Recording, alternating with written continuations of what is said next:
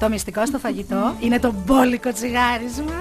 Καλή θα φτάσει το φαγητό για όλους μας. Σήμερα θα φάμε ελαφριά. Πάλι τον άμπακα θα φάνε και από σαλάτα τίποτα. Κάθε μέρα στο τραπέζι λάδι και τυρί. Να πεις φρούτα και λαχανικά, είναι όλα ιδανικά. Όσπρια αυγά και ψάρι, δημητριακά και στάρι. Λίχαστα και λιπαρά και με μέτρο τα γλυκά. Κοίτα κάτι παιχταράδες. Ούτε τα πόδια τους δεν μπορούν να πάρουν. Πώς θα πάρουμε πρωτάθλημα έτσι ρε παιδιά? Σέρνονται απόψε. Τώρα ποιος σέρνεται?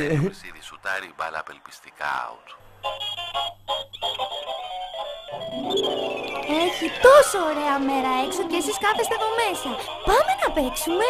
Πάρ' τους φίλους σου και παίξε. Πάρ' το σκέτσι και τρέξε. Θα σκηνάτι και χορό. Και κολύμπι στο νερό. Και ποδήλατο και μπάλα και για βόλτα πας. Τρεχάλα.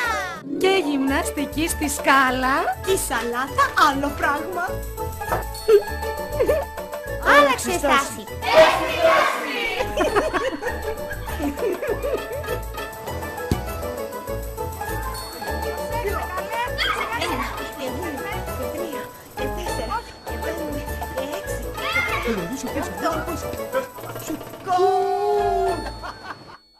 Άλλαξε στάση.